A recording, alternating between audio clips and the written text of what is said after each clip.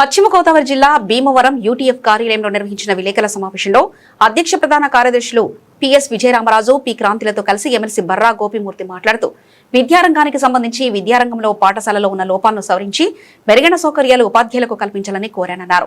అలాగే గత ప్రభుత్వం నాడు నేడు కార్యక్రమం కింద చేపట్టిన పాఠశాలల అదనపు గదుల నిర్మాణం 80 నుంచి 90% పూర్తయి నిరుపయోగంగా ఉన్నాయని, వాటికి నిధులు కేటాయించి వెంటనే నిర్మించాలని, నిధులు లేక పర్యవేక్షణ లేక మూలన పడ్డ ఆర్వో ప్లాంట్ను కూడా వినియోగంలోకి తీసుకురావాలని ప్రభుత్వాన్ని విద్యాశాఖ మంత్రి నారా లోకేష్ ను కోరానని తెలిపారు. భీమవరం పశ్చిమ గోదావరి జిల్లా భీమవరం యూటీఎఫ్ జిల్లా కేంద్రంలో జరుగుతున్నటువంటి ఈ యొక్క పాత్రికేయుల సమావేశానికి హాజరైనటువంటి మిత్రులందరికీ కూడా ప్రత్యేకమైనటువంటి ధన్యవాదాలు తెలియజేసుకుంటా ఉన్నాము. ప్రధానంగా ఈరోజు ప్రెస్ మీట్కి గల కారణం, మొన్న మే 4వ తేదీన రాజమండ్రిలో యూటీఎఫ్ మరియు కొన్ని సోదర ఉపాధ్యాయ అధ్యాపక సంఘాలు మద్దతుతో 2027 మార్చి మొదటి వారంలో జరిగే ఉభయ గోదావరి జిల్లాలో ఉపాధ్యాయ కాన్స్టిట్యున్సీకి జరిగే ఎన్నికకి మరొక్కసారి నన్ను అభ్యర్థిగా ప్రకటన చేయడం జరిగింది. ఆ ప్రకటన సందర్భంగా ఈ రోజున మీ అందరినీ దాన్ని మీతో షేర్ చేసుకోవాలనే ఉద్దేశంతో ఈ రోజుని ప్రెస్ మీట్ని పెట్టడం జరిగింది. 2024 డిసెంబర్ 5వ తేదీన ఒక అనుకోని పరిస్థితుల్లో గతంలో ఉన్నటువంటి ఎమ్మెల్సీ సాబ్జీ గారు రోడ్డు ప్రమాదంలో మరణించడం వల్ల జరిగినటువంటి ఎన్నికకి అభ్యర్థిగా నన్ను పెట్టడం, అప్పుడు నన్ను ఈ 2 జిల్లాల ఉపాధ్యాయ అధ్యాపకులు నన్ను అత్యధిక మెజారిటీతో గెలిపించడం, అదేవిధంగా పాత్రికేయ మిత్రులందరూ కూడా నాకు సహకరించడం కూడా జరిగింది.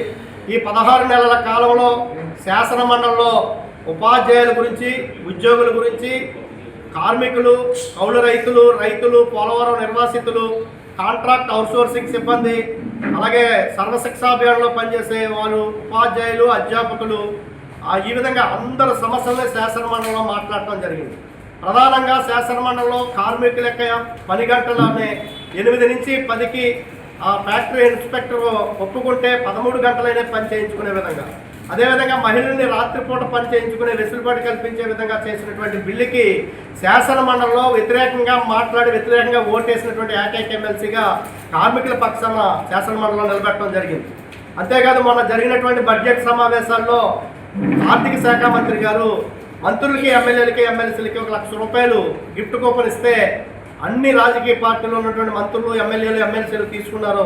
నేను మాత్రం ఉద్యోగుల, ఉపాధ్యాయుల, కార్మికుల, సామాన్య ప్రజానికం యొక్క సమస్యల పరిష్కారం కోసం పోట్లాడటానికి శాసనమండలికి రావడం జరిగింది. అంతే తప్ప మీరు ఇచ్చే రాయితీలు మాకు అక్కర్లేదని తిరస్కరించి ప్రభుత్వానికి సబ్మిట్ చేసినటువంటి ఏకైక ఎమ్మెల్సీగా శాసనమండలిలో ఉన్నాం. అంతేకాదు ప్రతిరోజు ఏదో ఒక ప్రజా సమస్యని శాసనమండలిలో లేవనెత్తే ఏకైక ఎమ్మెల్సీగా శాసనమండలిలో పనిచేశారు. ఈ విధంగా శాసనమండలిలో సామాన్య ప్రజానికం యొక్క వాయిస్ని, వారి గొంతుగా శాసనమండలిలో పనిచేస్తూనే రెండో వైపు ప్రజా సంఘాలు కావచ్చు, ఉపాధ్యాయ సంఘాలు కావచ్చు, వివిధ సంఘాలు వారి సమస్యల పరిష్కారం కోసం బయట జరుగుతున్నటువంటి పోరాటాల్లో కూడా ప్రత్యక్షంగా పాల్గొని వాళ్ళకి మద్దతుగా నిలబడటం కూడా జరిగింది. అంతేకాకుండా ఈ రోజున అనేక సమస్యలు వస్తున్నటువంటి సందర్భంలో సంబంధిత అధికారులకి, మంత్రులకి ప్రాతినిధ్యాలు చేస్తూ సమస్యల పరిష్కారం కోసం కృషి చేశారు. ప్రధానంగా ఏదైతే ఏలూరు జిల్లాలో ఉన్నటువంటి కలెక్టర్ గారు ప్రోద్బలంతో డిఈఓ గారు, మన రాష్ట్ర ముఖ్యమంత్రి గారు పేదరికాన్ని తొలగించడం కోసం, ఏదైతే అంతరాలను తొలగించడం కోసం P4 అనే పథకాన్ని తీసుకొచ్చారో, ఆ P4 పథకంలో ఉపాధ్యాయులు బలవంతంగా రిజిస్టర్ చేయడం, మార్గదర్శులుగా రిజిస్టర్ చేయడానికి ప్రయత్నం చేస్తూ ఒక సర్క్యులర్ ఇస్తే, ఆ సర్క్యులర్కి వ్యతిరేకంగా అది కరెక్ట్ కాదు, స్వచ్ఛందంగా అందులో రిజిస్టర్ కావాలని చెప్పి ముఖ్యమంత్రి గారు చెప్పారు. కానీ కలెక్టర్లో డిఈఓలు ఈ విధంగా ఉపాధ్యాయుల్ని ఈ విధంగా రిజిస్టర్ చేయడం కరెక్ట్ కాదని చెప్పి ఒక పెద్ద ప్రయత్నం చేస్తే దాన్ని ఉపసంహరించుకున్నటువంటి పరిస్థితి ఉంది. ఈ రోజున ట్రైబల్ వెల్ఫేర్ పాఠశాలలో పనిచేస్తున్నటువంటి ఉపాధ్యాయులు, విద్యార్థులకు సంబంధించిన సమస్యలు కావచ్చు, సోషల్ వెల్ఫేర్ కావచ్చు, బీసీ వెల్ఫేర్ కావచ్చు, లేదా ఎయిడెడ్ కళాశాలలో పనిచేస్తున్నటువంటి అన్ఎయిడెడ్ సిబ్బంది సమస్యలు కావచ్చు, గవర్నమెంట్ జూనియర్ డిగ్రీ కాలేజీల్లో రెగ్యులర్ లెక్చరర్స్ పనిచేస్తున్నారు, కాంట్రాక్ట్ లెక్చరర్స్ పనిచేస్తున్నారు, గెస్ట్ లెక్చరర్స్ పనిచేస్తూ ఉన్నారు. అటువంటి కాంట్రాక్ట్ లెక్చరర్స్ని రెగ్యులరైజ్ చేయాలని చెప్పేసి, అదేవిధంగా గెస్ట్ లెక్చరర్స్ని అవర్ బేసిస్ అతి తక్కువ జీతాలతో పనిచేస్తున్నారు, వాళ్ళు కూడా వాళ్ళకి కన్సల్టేట్ పే ఇవ్వాలని చెప్పి, అదేవిధంగా రెగ్యులర్ ఉద్యోగులు, ఉపాధ్యాయులకు సంబంధించినటువంటి వేతన జీవుల PRCకి సంబంధించినటువంటి అంశం కావచ్చు, ఈ అన్ని అంశాలను కూడా అటు శాసనమండలిలో మాట్లాడటం, పోరాటంలో పాల్గొనడం, ప్రాతినిధ్యాలు చేయటం కూడా జరుగుతూ ఉంది. ప్రధానంగా పోలవరం నిర్వాసితులకి సంబంధించినటువంటి అంశాలు, వాళ్ళకన్నా RR ప్యాకేజీ ఇమ్మని కూడా శాసనమండలిలో మాట్లాడడం, ఈ విధంగా అనునిత్యము ఉద్యోగుల, ఉపాధ్యాయుల, కార్మికుల, సామాన్య ప్రజానికం గొంతుకే ఈ 16 నెలల కాలంలో కూడా వారి వైపునే మాట్లాడినటువంటి పరిస్థితి. వీళ్ళటువంటి రాజకీయ పార్టీల ఎమ్మెల్సీలు వారి రాజకీయ కోణంలోనూ లేదా వాళ్ళ అధికార కోణంలోనే మాట్లాడుకున్నారు తప్ప సామాన్య ప్రజానికం యొక్క సమస్యలను పట్టించుకోలేనటువంటి పరిస్థితుల్లో పీడీఎఫ్ ఎమ్మెల్సీగా ఏకైక గొంతుగా ఈ రోజున నిర్మాణాత్మకమైనటువంటి ప్రతిపక్ష పాత్ర పోషించడం జరిగింది. 2007లో శాసన మండలి పునరుద్ధరించినాటి నుంచి ఇప్పటి వరకు ఏదైతే చొక్కా రామయ్య గారు పీడీఎఫ్కి కోఆర్డినేటర్గా ఉన్నటువంటి సందర్భం నుంచి ఇప్పటి వరకు కూడా ఎన్నికైన పీడీఎఫ్ ఎమ్మెల్సీలు ప్రజల పక్షాన్ని నిలబడ్డారు, ప్రజల కోసమే నిలబడ్డారు. ఒక పీడీఎఫ్ ఎమ్మెల్సీకి ఎన్నికైన తర్వాత పాలకపక్ష పార్టీ వైపు కానీ ప్రతిపక్ష పార్టీ వైపు కానీ ఒరిగిపోకుండా న్యూట్రల్గా ఉండి పీపుల్ వాయిస్ని వినిపించడం అనేది జరిగింది. సో ఈ 16 నెలల్లో ఈ విధమైనటువంటి పని కనీసం ఆ మాటకు వస్తే ఒక్క రోజు కూడా ఇంటికి దగ్గర లేకుండా, మూడవ వైపు ఏంటంటే నాకు ఓటేసినటువంటి ప్రతి ఓటర్ దగ్గరికి, అంటే మన ఈ జిల్లా పెద్ద కాన్స్టిట్యున్సీ 110 మండలాలు, 14 పట్టణాలు, 3 కార్పొరేషన్లు ఉన్నాయి.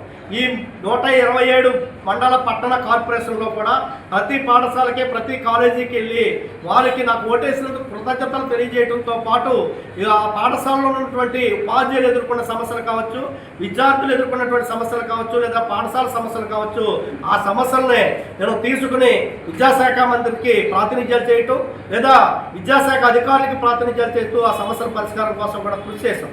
ప్రధానంగా ఈ రోజున సంస్కరణల పేరు చెప్పి ఈ రోజున ఉన్నత యూపీ స్కూల్స్ అంటే అప్పర్ ప్రైమరీ స్కూల్స్ ఉన్నత పాఠశాలగా అప్గ్రేడ్ చేసింది కూటమి ప్రభుత్వం వచ్చిన తర్వాత.